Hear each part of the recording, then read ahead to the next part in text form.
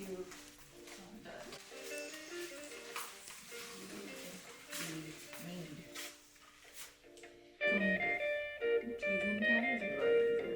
those ones are in the boxes over there. Okay.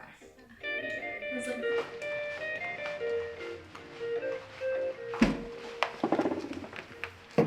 You ladies fishing barbless or what?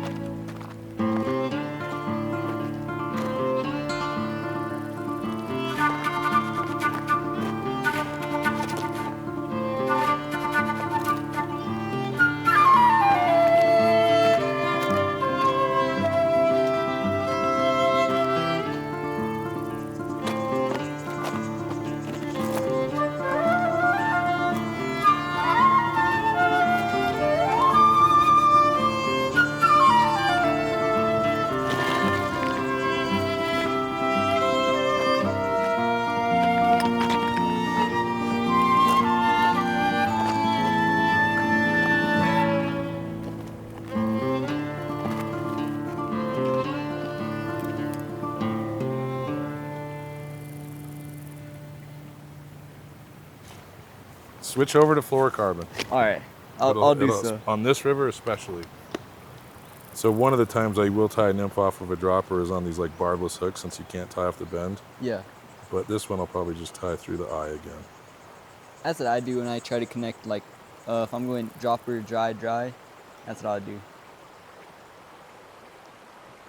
I like everything to be on a tapered structure. Yeah. So like my dry fly now is on 0x fluorocarbon. I'm not gonna lose my dry fly today. Right. You know what I mean? And then for my first nymph, I'm gonna go down to something pretty heavy, like 3x or 4x. And so I won't lose that, you know what I mean? Like yeah. if you run like all 4x or all 5x with tag ends, you could lose potentially both flies or all everything, the time. Yeah. Do you have any big chubby Chernobyls? I have like one big chubby Chernobyl. I dunked Here, I got one right here. Okay, sweet. I've been fly fishing for like a couple years now. I've been like 5 years already, but I've been fishing my whole life. Sure, I started out with a normal cast rod with a bobber on it with some worms, whatever got it done. And my dad bought me a cheap Walmart rod and said, "Hey, let's learn how to fly fish together." And I've just been doing it ever since.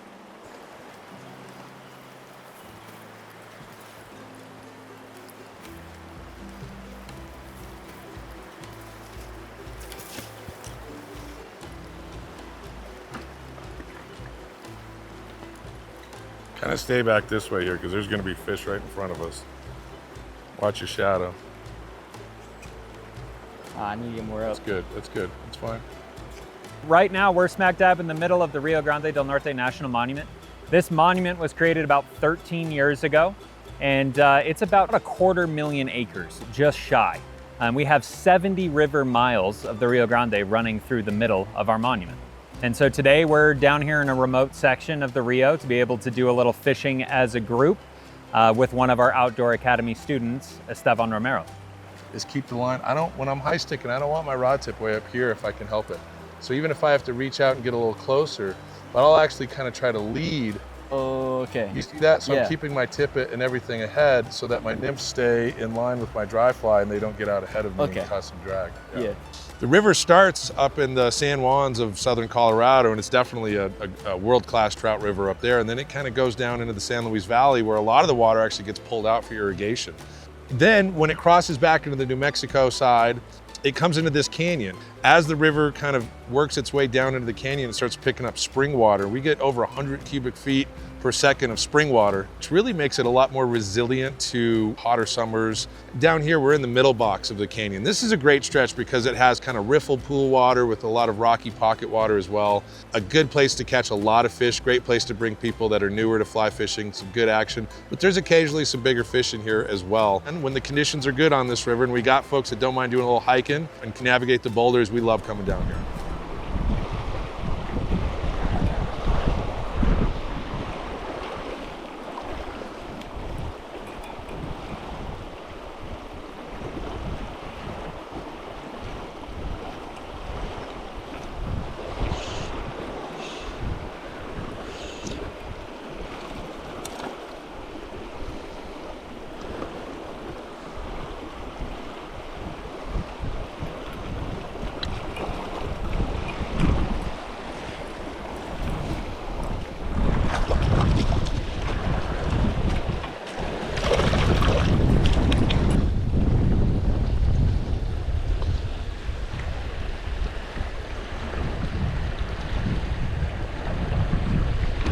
Pretty. So I was born here in Taos and I grew up fishing this river. My dad taught me how to fish this river. He had the fly shop back in the 80s and 90s. He's now retired, but he was a guide here for 40 years. And so he really instilled in me a love for this river. And you know, having been lucky enough to fish all over the world, I do come back to realize how lucky we are to have this fishery. It became so important to me to protect this place that I was involved with a campaign to designate it as a national monument. And then, you know, years later, saw that there was even more need for helping protect it, to continue to protect it, and then also to take care of it. And so started the Friends of the Rio Grande del Norte nonprofit. And the reason that this nonprofit has been created is largely to be able to conserve and preserve this beautiful monument that we're in today. Nick and I get to work along with the Bureau of Land Management, helping to protect this place and engage the community with it. Focusing on conservation, we do plenty of projects to be able to rebuild trails or to take out invasive species, cleanup projects, you know, anything that we can do, again, to be the stewards of this monument.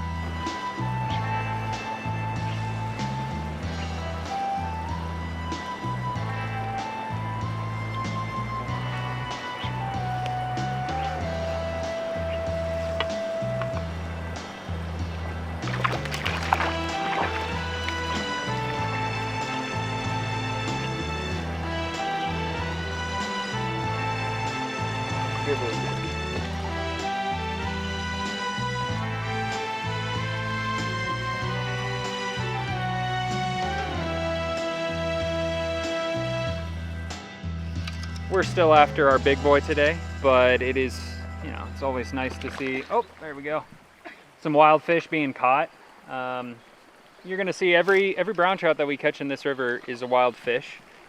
You get a mix of stocked rainbows and also wild rainbows. And the Rio Grande Cutthroat are in this river. Thanks to stocking programs through New Mexico Wildlife, there has been years of putting fish, Rio Grande Cuts, into this river. And we're lucky now, like we're starting to see the return on that. There you go, Nick.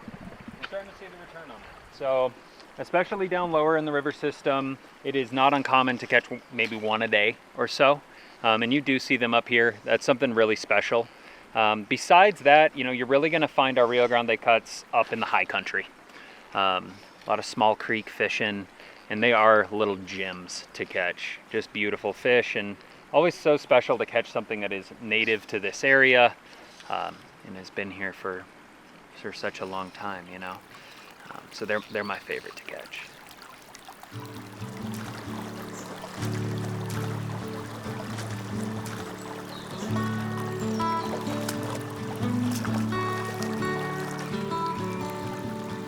The cool thing about New Mexico is we have so many different types of ecosystems pretty close together, and so those fish are replicating and camouflaging into their unique environment, and then the genetic strains kind of diversify among different tributaries. And so you'll find ones with big parr marks like we saw today. You'll see ones with really orange bellies or red bellies. So it's a little bit of like a gem treasure hunt, which is pretty cool. And it's a really good reminder that they're still here. We can thank organizations like Trout Unlimited for installing a fish barrier here that prevents the migration of non-native trout species up into these waters and protects these Rio Grande cutthroats. So interesting place in that these particular fish relic cutthroats, meaning that these are the same fish that have been here for a millennia. It's problematic if you start to see some other species like brown trout, because those will typically outcompete those cutthroat and make it harder for them to survive.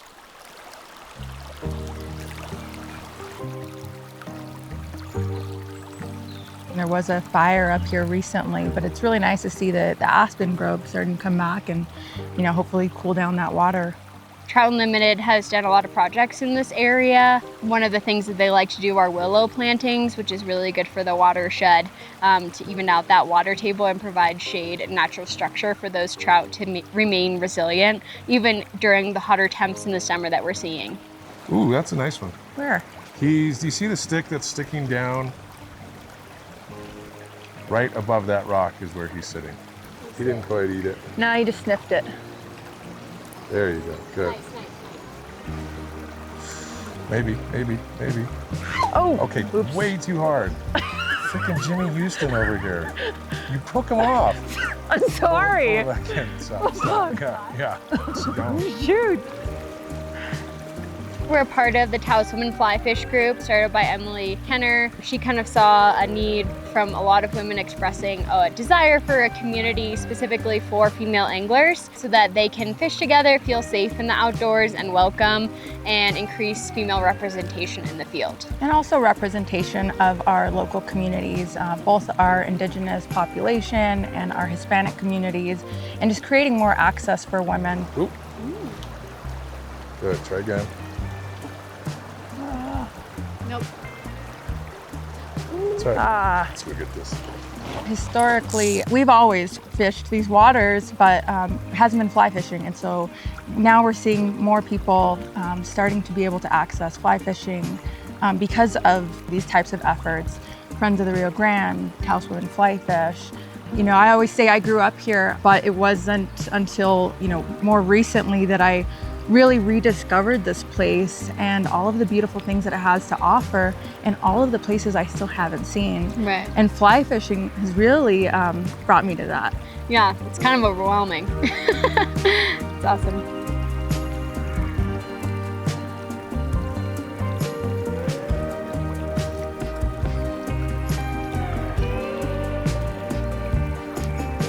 This rock is covered in these petroglyphs. Of course, this is all ancestral land. And these petroglyphs tell stories. I don't know what those stories are. This looks like a bighorn sheep or a deer or something here, but it's just such an incredible reminder of how important this place is and how it's been important to people for millennia. And there's just a profoundness to the experience down here when you see something like that. So I love seeing this all over the canyon. It's pretty amazing. Looks like to me turkey tracks facing this way, and bighorn sheep. Esteban's got a fish there behind you. Does he? That doesn't surprise me. He's quite the fisherman. You have to have people know a place to love a place in order to want to protect it, right? So a big goal of our work is helping people to connect with this place and become familiar with it. One great way to be able to do that is to work with local youth. And that's where we created the Outdoor Academy program through the Friends Group. And so this Outdoor Academy program teaches weekly classes in local schools. And not doing it as any kind of club, but actually during the class day. That way we can ensure that students are able to join in and learn about this place. And in my classes, I'm able to teach about public land recreation, stewardship, and their place within public lands. And I'm happy to say I get to do that largely through the lens of fly fishing. So we do water quality testing and macroinvertebrate studies. It basically teaches you what it means to be out here. How to fish, we tie flies, we learn how to cast. If you want to become a guide, there's guides there to help you. They would provide flies, waders, everything you need. So if you don't have it, you can just show up and get ready to go. Yeah, I graduated this year from it. I wish I could do another year, but I can't, sadly. Oh, the fishing was fun this morning. I had a lot of fun this morning. I caught like 20 fish today. I lost count. You know, we were expecting some bigger fish, but truth be told, like, we stayed busy. I'm pretty sure Esteban lost count of how many fish he caught today. So in my books, that's a great day. Anytime I can watch my students catch a bunch of fish and be happy while they're out here on the water, I'm satisfied. You don't want your nymphs to land in the fast water. Like You want grapes. everything to kind of land in a line right on the other side of that rock. Yep. Exactly, exactly. After a lifetime of coming down here and, you know, teaching clients and people how to fish this river, and that's been enjoyable. I've enjoyed guiding my whole life. Now this new phase of my career where I get to come out and, you know, fish with young people like Esteban and watch him become the awesome angler that he is, and hope to help him get the same chances that I had to get into this business, into this industry. It's just like, it's really rewarding for me, and really fun and engaging. So it's really neat to just see the whole program come together and get to work with Ben and see everything he's doing for our community. It's just been a fantastic experience.